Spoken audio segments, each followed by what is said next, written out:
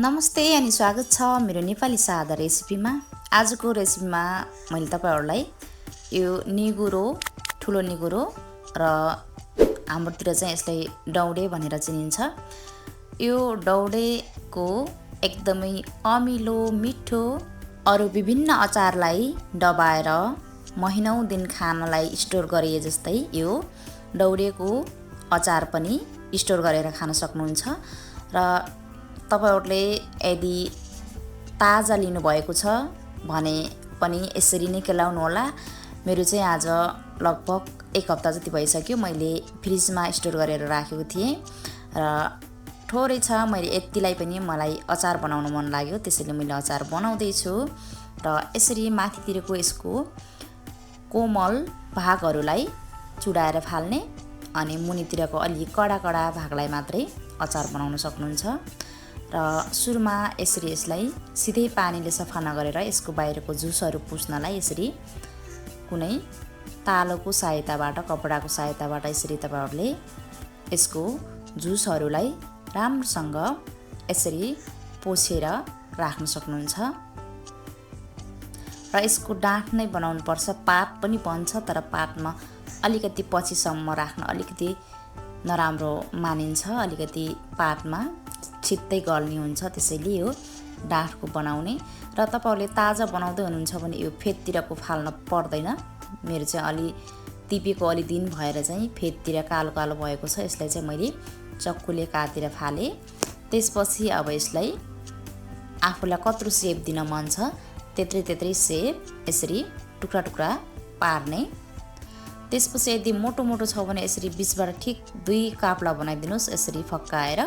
तर मोटो छैन, ठिक्कैको छ भनेपछि तपाईहरुले यसरी फक्काउनु पर्दैन, मोटो छ भने मात्रै फक्काउनु होला। र यसै गरी तपाईहरुले कति बनाउनु पर्ने छ अचार सबै केलाएर सक्नुस्।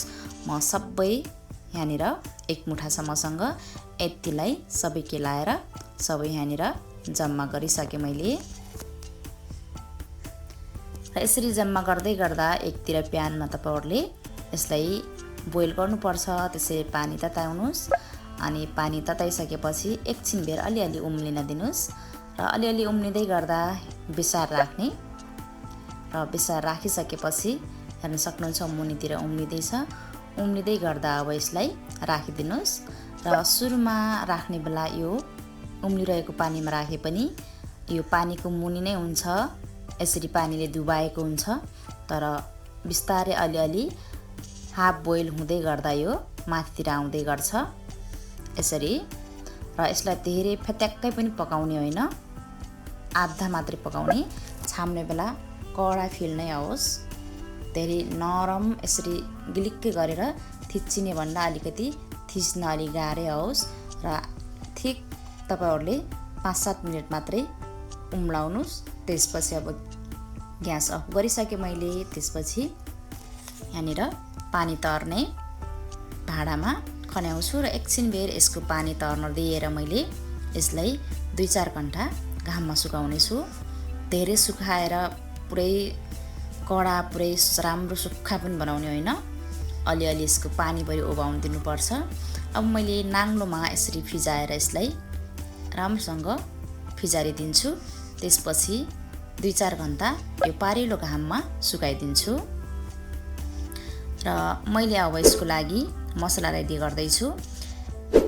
मैले सुरुमा प्यान तताएर मेथीलाई राखेँ र मेथी अलिअलि पड्किँदै गर्दा मेथी कालो हुँदै गर्दा अब मैले यहाँनिर धनियाको दाना राख्छु।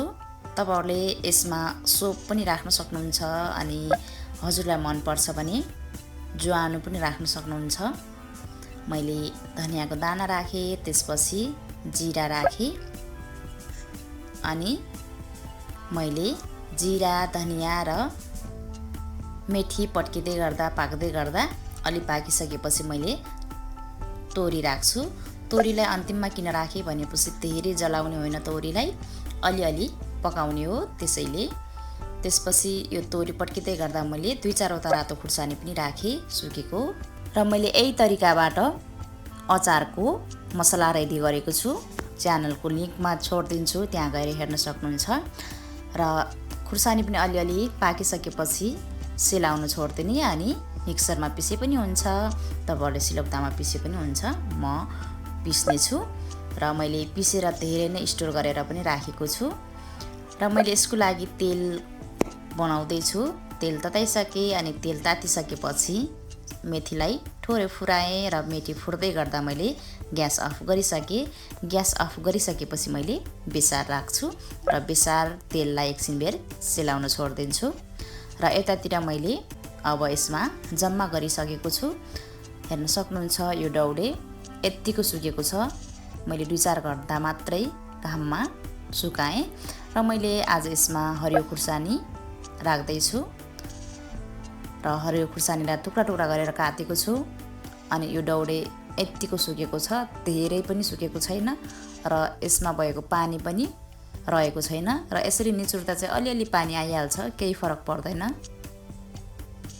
र यति मैले रेडी गरिसकेपछि तपाईहरुलाई चाहिँ हरियो खुर्सानी राखेको मन पर्दैन भने नराख्न सक्नुहुन्छ। मलाई 2-4 वटा हरियो खुर्सानी मिक्स गर्न मन लाग्यो र मिठो पनि लाग्छ अचारमा हरियो खुर्सानी। त्यसैले यति बनाइसकेपछि अब मैले यसमा मसलाहरू राख्दै छु। सुरुमा मैले कालो जिरा राखेँ, यानि कि मुङ्ग्रेलो, हाम्रोतिर मुङ्ग्रेलो भन्ने गर्छ। यसलाई मैले भुट्दा पनि भुटेन, फुराउँदा पनि फुराएन, त्यत्तिकै राखेँ। र यहाँनिर मसला मैले देखाउँदै छु। अगाडि जुन जुन मसलाहरू मैले भुटेँ त्यही मसलाहरूलाई मैले यसरी पिसेर स्टोर गरेको हो।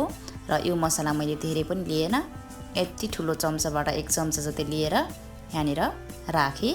र यो कति राख्ने भन्ने कुरा आफ्नो अचार कति छ त्यही अनुसार हो। त्यसपछि यो पनि मैले रातो खुर्सानीलाई घरमै पिसेर राखेको, यसलाई पनि राखेँ र मैले अलिकति पिरो बेसी बनाउँदैछु त्यसैले यसमा अलिकति धेरै राखेँ।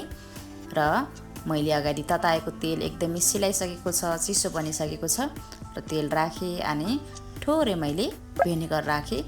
भिनेगर नराखे पनि अचार अमिलो नहुने भन्ने हुँदैन, अमिलो हुन्छ, तर यसले चाहिँ अलिकति बिग्रिन दिँदैन। त्यसैले त्यसपछि आवश्यकता अनुसार नुन राख्ने अनि मसला जताकतै लाग्ने गरी यसरी राम्रोसँग मल्ने। आजभोलि यो डौडे वर्षायाममा जताततै पाउने गर्छ र यो डौडे चाहिँ एकदमै सफा ठाउँमा खोलामा पाउने भएकोले यसलाई चाहिँ धेरै सफा गर्नु पनि पर्दैन र वनको हो, त्यसैले एकदमै शुद्ध अनि एकदमै अर्गानिक हुन्छ यो तरकारी पनि र अचार पनि। तपाईहरुले यो वर्षायाममा पक्कै पनि बनाएर खानुहोला भन्न चाहन्छु। र यति मलिसकेपछि मैले अब यसलाई थोरै छ त्यसैले छिट्टै नै सकिन्छ होला अनि मैले सानो प्लास्टिकको डब्बामा स्टोर गर्दैछु। तपाईहरुले चाहिँ धेरै बनाउँदै हुनुहुन्छ र आफूसँग छ भने चाहिँ सिसाको भाँडामा नै राख्नु होला, किनकि रबरको भाँडामा राखेको तरकारी अचार धेरै समय खानलाई अलिकति स्वास्थ्यको लागि नराम्रो मानिन्छ। त्यसैले तपाईहरुसँग छ भने चाहिँ सक्दो सिसाको भाँडामा राख्नु होला भन्न चाहन्छु। तर छिट्टै 1-2 महिनाकै लागि सकिन्छ खाने हो भने चाहिँ तपाईहरुले प्लास्टिकमा स्टोर गर्दा पनि केही फरक पर्दैन। अब यसरी भित्रपट्टिबाट अलिअलि मसला तेलहरू सुरुमा लगाइसकेपछि यसमा अब बिस्तारै मुनितिर दबाउँदै मैले भएको अचार भरि राख्छु। र हजुरहरूले यो कुरा पनि ख्याल गर्नु होला अचार राख्ने बेला कत्रो भाँडा ठिक हुन्छ भनेर। भाँडा धेरै ठुलो र अचार धेरै मुनि नै भयो भने पनि अचारको माथितिर धुसी लाग्ने सम्भावना हुन्छ। त्यसैले सक्दो अचार चाहिँ एउटा भाँडामा ठिक्क यतिको ढक्कन लगाउन मिल्ने जति गरेर राख्नु होला र आफ्नो अचार कति छ त्यही अनुसारको भाँडाहरू प्रयोग गर्नु होला भन्न चाहन्छु। अब मैले सबै मसलाहरू राखिसकेँ, मसलाहरू मलेर यहाँनिर सबै राखिसकेँ। त्यसपछि अब यो डब्बाको बाहिरपट्टि लागेको यो मसलाहरू तेलहरूलाई सफा गर्छु अनि भित्रपट्टिको अचारदेखि माथिपट्टिको लागेकोलाई पनि मैले सबै सफा गर्छु, किनकि कहिलेकाहीँ त्यसरी छोडिदिँदा त्यो भागमा ढुसी लाग्ने सम्भावना हुन्छ। त्यसैले अब मैले यसरी नै रेडी गरेँ डौडेको अचार। हजुरहरूलाई आजको यो रेसिपी कस्तो लाग्यो, जस्तो लाग्यो त्यस्तै सल्लाह सुझाव दिन चाहिँ कमेन्ट बक्स खुल्ला छोडेको हुन्छु, कमेन्ट गर्नुहोला। र तपाईहरुलाई यदि दौडे अनि निगुरो पकाएको रेसिपी चाहिन्छ भने मैले भिडियोको अन्तिमको दायाँपट्टि बायाँपट्टि छोडिदिन्छु, त्यहाँनिर क्लिक गरेर हेर्नुहोला भन्दै र तपाईँहरूले नेपाली सादा रेसिपीलाई माया गरिदिनु भएको छ, अझै धेरै माया गरिदिनु होला, धेरै सब्सक्राइब गरिदिनु होला र लाइक सेयर गरिदिनु होला भन्दै आजको यो दौडेको अचार रेसिपीबाट छुटिन्छु। नमस्ते।